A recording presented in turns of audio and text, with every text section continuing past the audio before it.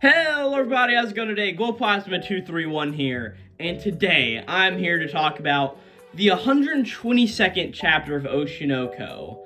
And when I say this is probably one of the most important chapters of Oshinoko ever, I do think I truly mean it. Because this chapter, if you haven't read it already, go read it. Don't wait for me to explain this to you to read this.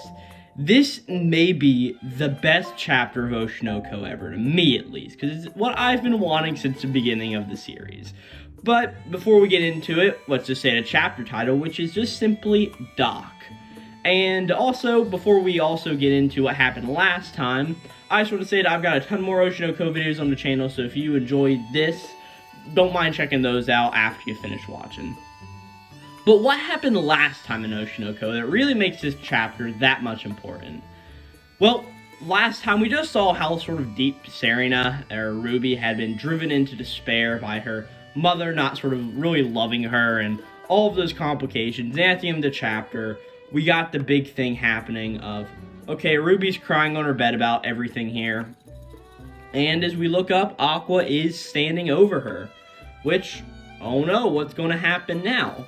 But we start off this chapter with sort of a flashback back in time, as we see that this is when Serena and the doctor were sitting in the hospital room, and Serena was just going over her love of idols with the doctor. She's just like, hey doc, have you ever been to Shibuya or Harajuku? And the doc and Gordo's just like, well, I went to college in that area. And Serena's like, oh, well, how nice. I mean, it's a very busy area, right? There are a lot of people there, including talent scouts. I said that she was scouted in Shibuya, too. And Goro sort of just ponders over this for a second and is like, well, when you feel better, I'll take you there and show you around. Which is sort of sad, because we know that probably by this point, Goro knows that Serena isn't going to make it very long. So he's sort of just saying that sort of just appease her in a way when he knows that she's not really going to make it there. But Serena's like, oh, really? You'll do that for me? And he's just like, well, you're cute, Serena-chan. I'm sure somebody will scout you. But I'll protect you from that weird recruiters and all the underground idols. And Serena makes a little bit of a note, just, hey, I don't care if I go underground. I can do it. I mean, I'm strong like that. She just wants to wear cute dresses, sing cute songs, and get an encore and stand on stage and make everybody happy like I. We've seen this throughout the entire series. And she just restates that that is her big dream going on. And Goro's just like, yeah, no way. The entertainment world is a very scary place, and unless you join a proper agency protected by adults, Goro's not going to let Serena go there, right? But Serena is just like, oh man, you're really overprotective of me. As you just get a close-up of their two faces, as we now start to look at what's currently going on, as Aqua is looking over Ruby, dark starry-gons in both of their eyes as normal. And Ruby's just like, oh, I only bring misfortune to mother, mama, and sensei. And she's got that little eye keychain or sticker thing or whatever that's just like the I will forever be my idol sort of deal, right? And Ruby's just yelling, just going deeper into despair, just going, dear God, why did you reincarnate somebody like me? Why did I become an idol? And Aqua sort of kneels down and puts a hand on Ruby. Just like, hey, slowly, take a deep breath. Why don't you lie down a bit? Can you stand? And Ruby's just like, the script. Where's my script? I have to practice. And Aqua just continues to put his hand on Ruby's shoulder. He's just like, this isn't the time for that. And she just sort of is just getting scared and scared. Just like, she doesn't know what's going on. And Aqua sort of tries to pull her in a hug. And he's like, hey, hold on tight. And Ruby just now retaliates, sort of backhanding Aqua in the face, just doing a big ol' boom. And she's like, I don't need your help, Aqua. And she's like, that's right, the reason I became an idol was to keep climbing higher and higher, is because I wanted to find a person who killed Mama and Sensei so I can avenge them. No matter how long it takes, I'll definitely find them and make them regret they were ever born. And Aqua is just staying there, and he's just like, hey, stop that. Living for vengeance will only make you unhappy. There's no need for you to do that. Please, I beg of you, just live your life without thinking of revenge. As we get a really cool panel of Aqua here. I actually don't know what page this is. I'm actually going to find out here real fast. Let's see if I could have counted. It looks like it's page 9 or 10. I don't really know which one since Manga Plus does it really weird. So 1, 2, 3, 4, 5, 6, 7, 8, 9. It is number 9. Would you look at that? But the panel where Aqua is just like, hey, just live your life without thinking about revenge. It's just got a really cool sort of art style to it, where we see Aqua sort of silhouette and all of the colors forming on him. But it's just really interestingly shaded that I don't really know if we've seen an Oshi no Ko this far. So it's just really interesting to see that. But while Aqua's sort of just saying this, we see Ruby is just going like, hey, don't tell me what to do, and don't act like a good big brother now. It's way too late. I've never thought of us as a real family. We just happen to be reborn as the same person. Or, they're not reborn as the same person. That's clearly why this entire chapter comes up. But she's like, we just happen to be reborn in the same place, but we're complete strangers. And as Aqua's doing this, he's like, fine, I accept that perception of yours. At this rate, I don't intend to cause siblings who share the same blood. I can see why you don't want to hear that from somebody like me. I know I have no right to be saying something like this, but this isn't a request from Aqua Hoshino.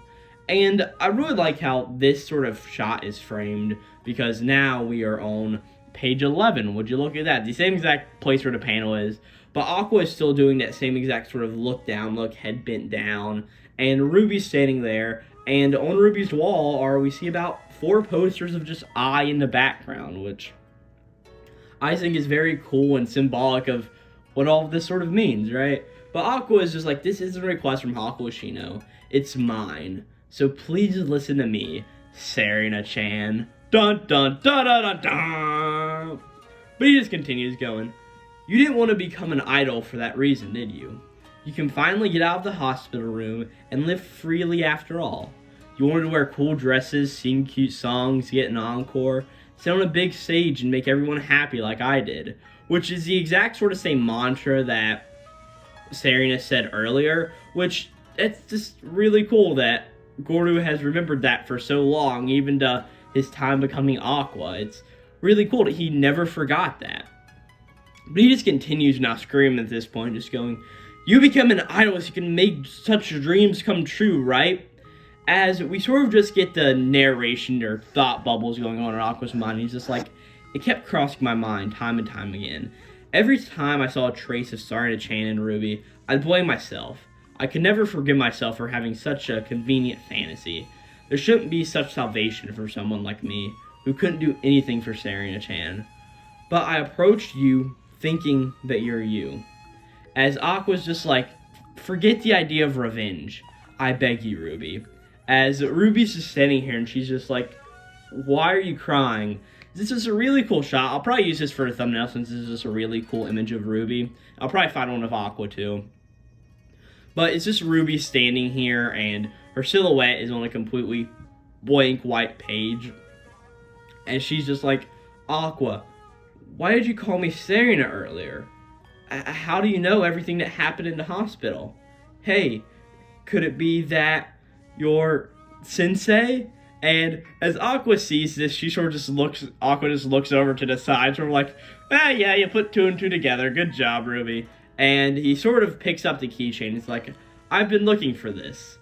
And we get a really cool visual here on, let's count pages again, so 11, 12, 13, 15, it's page 17, as we see sort of Aqua and Ruby sort of looking like Goru and Serena in this moment, and we sort of see that whenever Aqua holds up the keychain, it sort of makes it look like he's Goru, and he's just like, you've been keeping this for me, Serena-chan, as Ruby's just here looking on and turns into sort of that Serena-chan image herself, as we see Aqua's just standing there, and Ruby just goes into Aqua and just starts hugging him and crying, and yeah, it's just a really nice moment.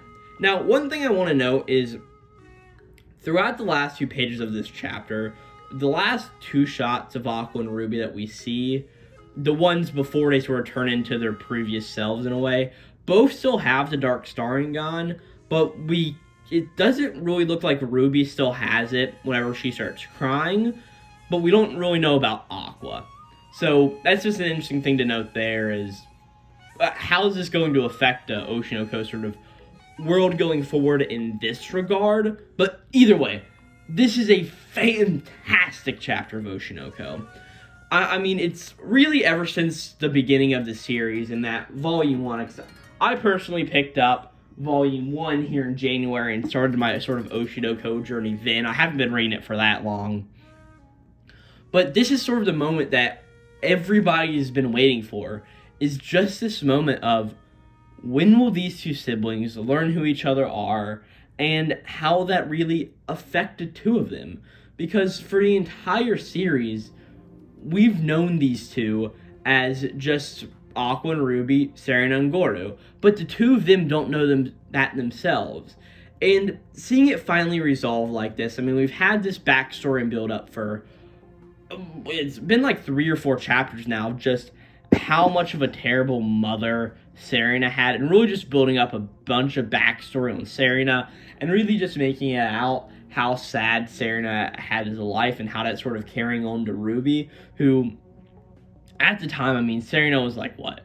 Like, we found out last year, like, 12 or 14 when she died, and at this point, I don't know how old the siblings are, but I'm gonna guess probably around 16 to 17, if not 18. I don't think either of them are 18, but I honestly don't know. I think they're both first years in high school, so I honestly don't know how Japan works with that, so I'll just say they're both 17. So for Ruby, like, this is 30-year-old trauma to her at this point in a way, right? And for Aqua, I mean, he's lived for almost 50 years just in the body of a teenager. Yeah, it's a big mess, but just seeing all of this stuff on Ruby to find out how terrible she is, to eventually have this really awesome moment between the two of them, both Aqua and, or both Goro and Serena, it's just really nice to see. Now, my big question here is, so where does this sort of go from here? Is Ruby going to sort of embrace her role of acting more and sort of put all of this stuff deep down and not have this revenge motive anymore? And then what about Aqua? Because we know Aqua's been a really devious motherfucker here recently. He's not really been a good person. I mean, he hasn't been a good person at all here for the past few chapters, sort of going on, what's her name? Kana, and sort of manipulating Kana and Akane and all these other characters, and he even is trying to manipulate Ruby at a point. But sort of now that Aqua knows for sure this is Serena, I mean, where's this going to go? I mean, this has so many possibilities, so many different things that could happen, but altogether, this is a brilliant chapter of Oshinoko. It's what I've been waiting for, and I hope that everybody else is sort of as excited as I am for it. But yeah, I don't really have too much more to say about the chapter. I'm very interested to see where it goes with the two motives of these two characters. And, of course, we're not going to admit this reincarnation thinking is real to anybody else. I mean, as far as we know, it's just these two characters. It'd be really weird if, like, all of the cast was just reincarnated. But I highly doubt that's the whole idea. But yeah, great chapter of Oshinoko, and I really don't have too much more to say about it. With that, like I said earlier in the video, I've got a bunch of Oshinoko videos on the channel. I think I started at chapter 111 or 110 and up to this one, so I've got reviews of all of those.